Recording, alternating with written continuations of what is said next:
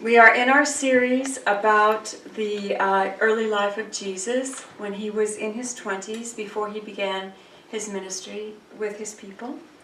And we are in the Aquarian, and we've been studying the tests that he went through at the Mystery School of Heliopolis in Egypt. And as we know,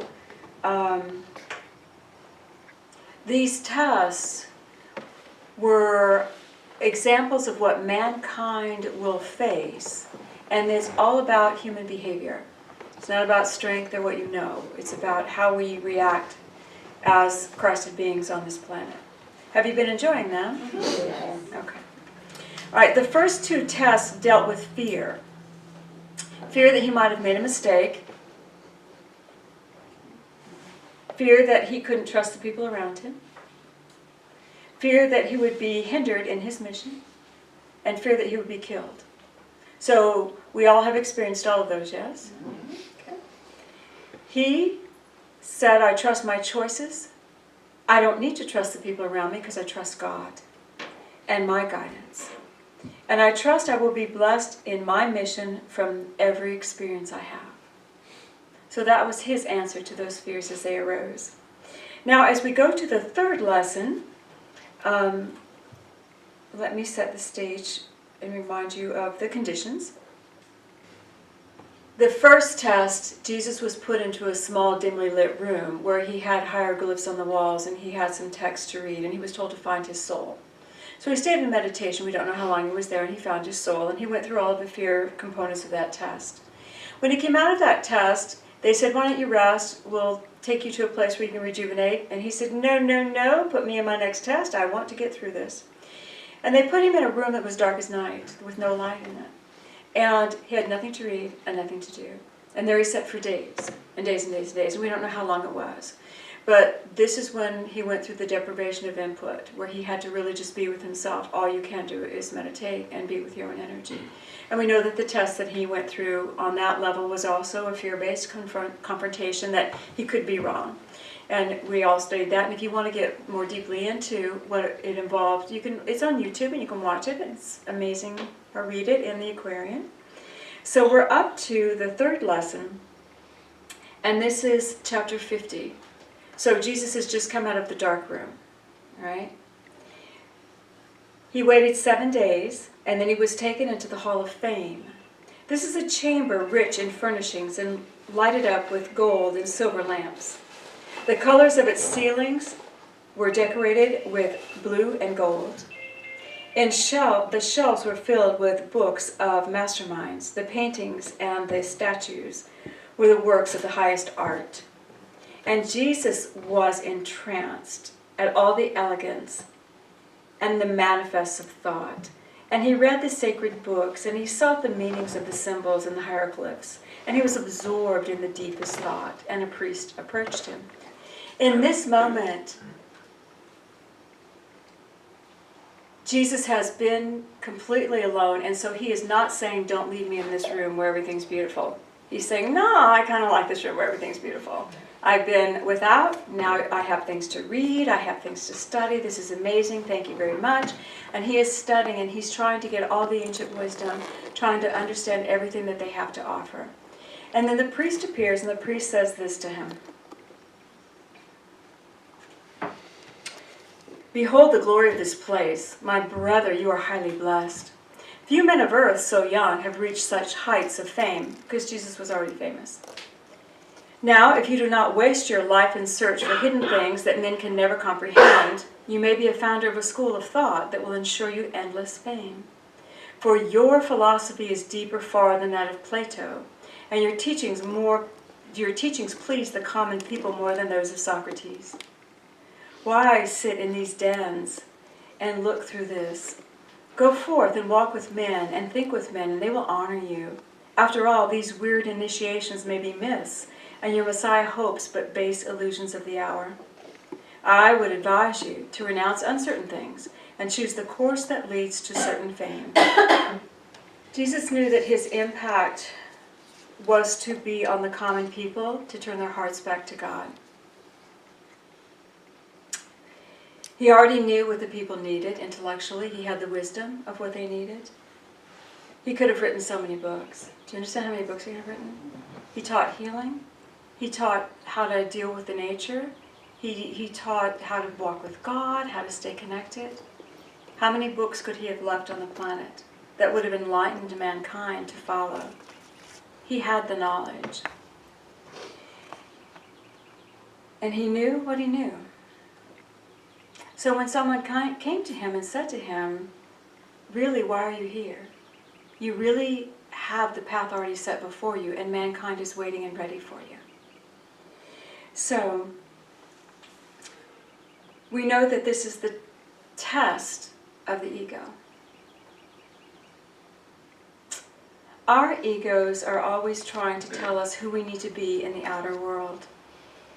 Our egos want us to go down the known path of certainty, because there's always a payoff there. They cannot show us beyond that. They can show us how to follow a path that's already been set up, but they cannot see beyond what already is. Because the ego focuses on the outer. How do I navigate the outer and remain safe and get my needs met and be fabulous? Spirit says there's more. There's more than what you're seeing. There's more energy than what you're feeling. Your intuition can guide you. There's more. Egos aspire for greatness. We all do. We all do. We have an aspiration of how we're going to fit in the world, and that's when our egos are born. How do we fit? How do we navigate? How do we make things right? And most of us follow a path that already exists. When you're studying something, what's the first thing they tell you? Get a mentor. Learn how they do it. Follow that path. Climb the ladder that's in front of you. Follow that path. You don't have to always reinvent things. Follow what you know. Gain what you need. And then when you've reached a certain level, then you can add your own zing to it. You can add your own energy to it. Even those of you who buck against rules, do you know what part of you is doing that? Your ego.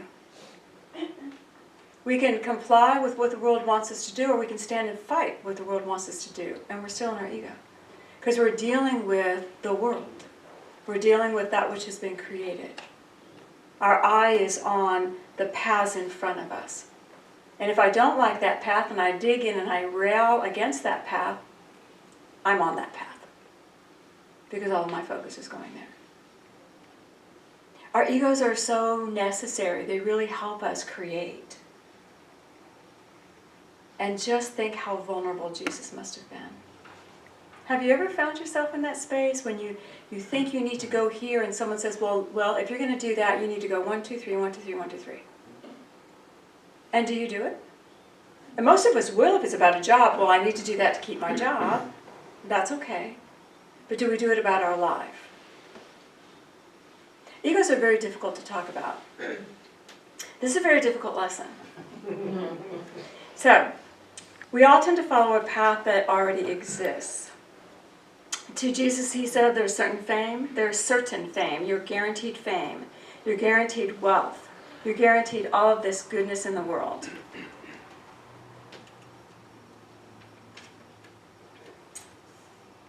And it says, for Jesus, the conflict was a bitter one. For King Ambition is a sturdy foe. For 40 days, the lower self wrestled with the higher self, and then the fight was won. Faith rose triumphant. Unbelief was not, and ambition covered up its face and fled away. So even Jesus fought with this. How easy it could have been. And as you know, he did not have a plan for how he was going to accomplish his mission at this time. If you'll recall, as he begins his mission, he goes to John the Baptist, he is baptized, then he goes into the desert, and he goes through the desert temptations. Those are all about refining ego as well. And they were all about how are you going to take your message to the world. So he didn't even have a plan at this point. With no plan, knowing a mission, and having someone say, go write some books, be famous, start a school, well, that sounds good. That sounds like a plan. I think I'll think about that. And when you think about that and you keep coming up against what is true for me, what is true for me, that's when you have that wrestling with the ego. Is anybody feeling this? Can you all think of times when you've dealt with it? Okay. I asked Spirit to give me some examples of this. Give me examples that people could understand. And I was really just told that my life was my example.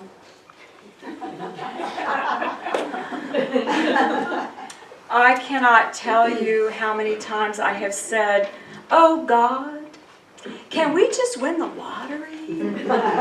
And then everything will be paid for, and then we don't have to worry about it." And do you know what I get from Spirit every single time? Your people need to pay for the church, or it's not a church. Your people need to prosper and tithe and donate and keep the church going, or it's not a church. It's Cindy's playground if Cindy wins the lottery. Do you know how many times I have said, "God, I don't understand." When I first started out, I was young. And people in my field were just getting started. And there were not that many of us out there. And I would travel and do services in other churches. And some of the people around me that were doing something similar were starting to get traction and starting to get famous. They were making money. And then I'd see people get national. It's like, okay, God. All right. Gosh, I'd like that. Can I do that? Can I do that? And you know, they're traveling, they're doing, some people go worldwide and they make tons of money teaching people, going on extravagant trips. God, can I do that? And God said, well, nope. Do what I ask you to do. Do you not travel when I send you? Yes, I do. Do I not pay for it when I send you? Yes, you do. Do you need to be famous to do that? No. Do you not touch hearts when I ask you to touch them? Yes. Do you not say what I ask you to say? Yes. Maybe the world doesn't need to hear it. Maybe you're where I need you to be. And it makes you feel like a child when you're in your ego. And Spirit begins to talk to you that way. You cannot see the spiritual impact you have. We think we need to be so big and so amazing and so fabulous, but we cannot see the spiritual impact that we have. Each light, no matter how small we think our reach is impacting. And recently, dealing with all this, I'm being pretty happy with most things. And Spirit always says, "What are you lacking? Talk to me. You lacking something?" Anytime you ask for something, do I not prepare it immediately and then grow you so you can receive it? Help you get to that consciousness so you can have it? You missing something? I got it for you. We come to this point where we begin to realize that the contentment of the moment is so important. And I cannot see the spiritual impact. None of you can see the spiritual impact. And recently, what I was going to share is I was in meditation, of course, and I was pondering again, always, well, God, I'd like to grow a little bit. Wouldn't it be great if we had a nice, huge sanctuary? And wouldn't it be great? And Spirit said, Cindy, you miss the purity of light that sits in the chairs in front of you. You miss that this congregation, and me as well, we're creating a space where we can let our lives become pure. So we're not drugged down by appearances of others, or the need to fit in, or the need to have a certain religion, or the need to explain ourselves to another religion. We just come together quietly, we worship, we love God, we take that light in the world, we live it. And we come back and we celebrate together and we do it again. We're not evangelical. We're not saying our way's the way. We're saying, let us be the way in our hearts. And when Spirit showed me that, the purity of the light that is being created here, would you really change that until it's time? I got you. I got you. I got you. And when we think about that on a personal level, when we begin to think about how our interesting egos can get involved, if we can look with the eyes of Spirit and begin to say, what feeds my soul? Because you know, when you cross over and you're looking at your journey on life, it's not how many people know your name. It's how much did you love? How much did you express God? How much were you aware of who you were? Are you aware that you're Spirit in every situation? Are you aware that you're Spirit in every situation? What feeds your soul? Fame actually puts us above others. Do you realize that? Wealth can separate us from others. A lot of people who become wealthy, they become concerned not with being the philanthropist that they thought they would be. I'm going to be a philanthropist when I get wealthy. I'm going to help all you poor little people out there. I'm going to be fabulous. I say, great, I'm willing to receive. But a lot of people who then turn into that, they become more concerned about wealth management than about philanthropy. I got to manage this, I got to keep it, I got to grow it, I got to do something with it. You see?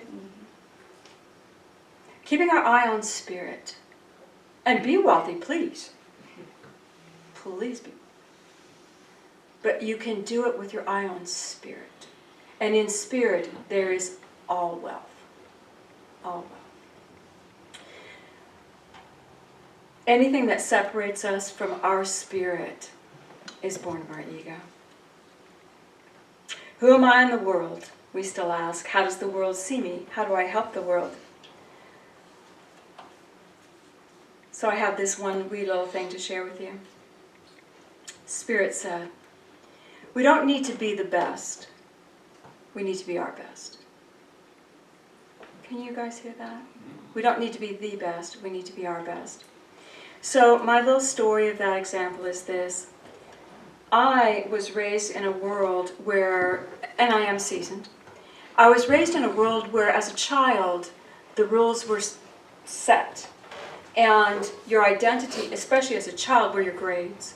I mean, you had to do good, you had to do well. If you didn't do well, you have an identity of not doing well. If you do well, you have an identity of doing well. Do you understand? That was set. I watched my little creature that I gave birth to go through life. And he was cool with whatever. B was good. And I would say to him, honey, you're 2 points away from an A. Why didn't you just get the A? And you know what he would say? Oh, it don't matter. It don't matter. He could care less. He went to school every single day. He loved school. His identity was not about performing. He could care less. He wanted to play soccer, so he had to have a B because Mommy said so. He'd get a B. If I didn't say so, he'd take a C and say, thank you, ma'am. He didn't care. But what the kid did do, he had the energy of relaxing and being himself. He was the kid that in the cafeteria, if he saw a new kid, which he knew all the kids, that had just moved in the school district, he would go get him or her or whatever and welcome them, have them lunch with him, with his buds. And they made lunch with him for a little while, decided it's not quite their cup of tea. But he was always the one that welcomed people. In his senior year of high school, he was Mr. I've lost the word. The guy that socializes. The guy that No. What's the word? Skull Spirit. Mr. Skull Spirit. Because if there was a pep rally going on, he was screaming and hollering and getting everybody involved. And if there was a prank going on, he was in the middle of it. He was in the middle of it. That child lived being the best him, not the best anyone in the world told him to be. And as I'm looking at that, Spirit's showing it to me, and it's like, okay, how do you do that? Was that him not following the known path? And Spirit went, maybe that was his known path. He was raised metaphysically. Maybe that was the only path he knew. Go be you.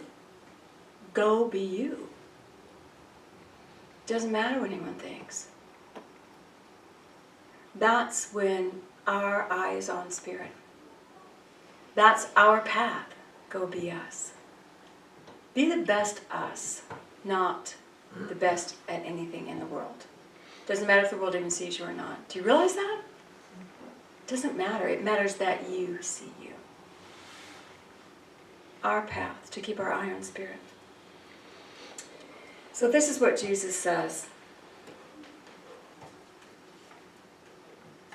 After Spirit won in him, and it was a tough fight, 40 days, which means as long as it takes, Jesus said, the wealth, the honor, and the fame of earth are but baubles of an hour.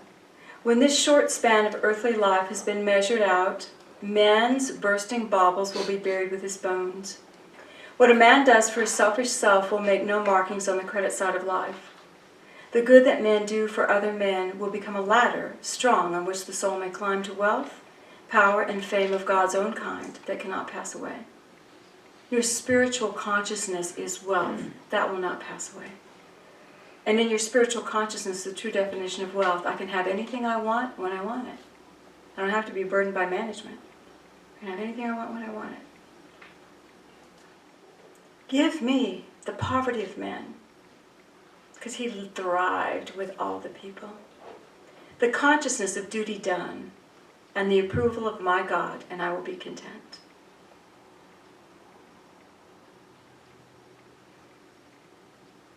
He lifted his eyes and he said, my Father God, I thank thee for this hour. I ask not for the glory of myself. I would be a keeper of your temple gates and serve my brother man. And Jesus was called again to stand in front of the Hierophant, and he received a scroll that had the word faith on it. And he bowed and went his way. Jesus conquered the ego. I would be a guard at the temple gate. I would have the lowest job, if that is what my spirit needs to do. I would not trade my spirit for anything man wants me to do that I am not in agreement with. I will walk my spirit. And what does your spirit want you to do? Be fabulous. Be fabulous. Be amazing. Be awesome. Be amazing. Be you. And in this world, of course, you'll look fabulous and you'll do wonderful things because it's a world of matter. But you will not define yourself by that matter. You will enjoy the matter. That's called mastery of matter. Creating what you want, enjoying it, and never forgetting you are spirit, the creator of it. In Jesus' lessons so far, we know we have to commit to the process even when it's uncomfortable. Even when it's uncomfortable. Okay, people, say, I commit even when it's uncomfortable. I commit even when it's uncomfortable. Okay, did you feel your ego shaking? Okay. Humble yourself to the experience. I'll humble myself knowing I chose this, there's a gift here somewhere. I will find my soul in this. I will find me. And I'm going to stay true to my commitment. I chose this. I'm going to stand fast. I'm going to release fear. And I'm not going to care what the world thinks of me. I'm going to follow the joy in my soul. I'm going to walk my walk. Do you think he had to go through this before he took the job that was ahead of him? He had to let go the known path and trust his intuition, following that spiritual path, and he still did not have a plan. but he knew that he knew. How many of you, even right now, are walking without a plan? But you know that you know. You are going to be okay. And you're going to hear God say the same thing to you. What you're lacking, I got it for you. I got it. And I'm going to help you receive it. I'm going to get you ready so you can receive all that you've asked. Spirit. We love our egos, but we follow our spirit. Everybody say, I got that. I got that. All right, let's go with you.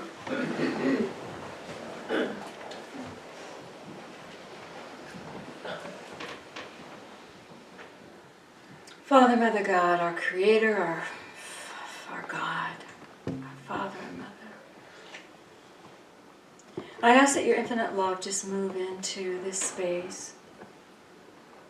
And I would invite each one of you just to take a deep cleansing breath. And just in your own mind, visualize your heart center. You can see energy, you can just feel your heart opening. I love myself. Feel that within you. I love myself. I approve of the spirit I am.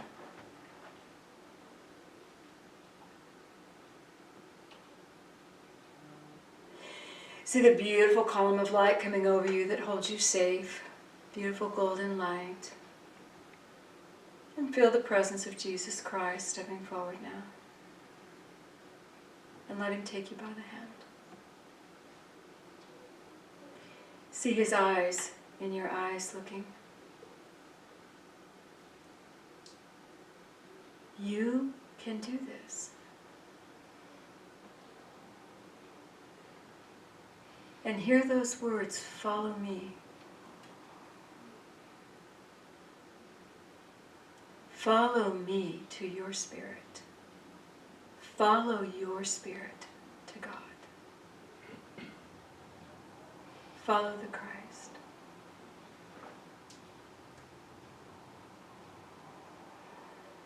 Breathe and just feel the light around you getting brighter and stronger.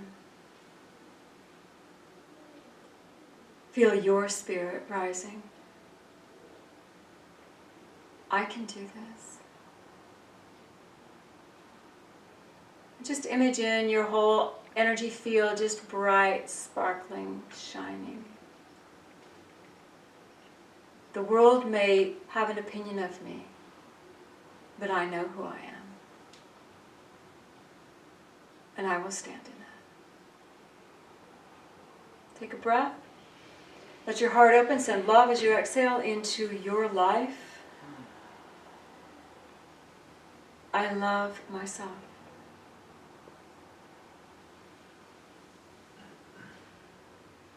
God, I ask you to bless each one here. And as they walk this week, let them find their precious nature shining. And I thank you for this, God. And so it is. All right, just let your energy come back. When I was a young pup, I wanted to do a workshop on the ego. My minister said, please don't. Every ego in front of you will rise, and you will be in trouble. And I was a young pup, and she was right. I would have. But when yours rises, love it, and let your spirit come stronger. Say, yay, God. Yay, God.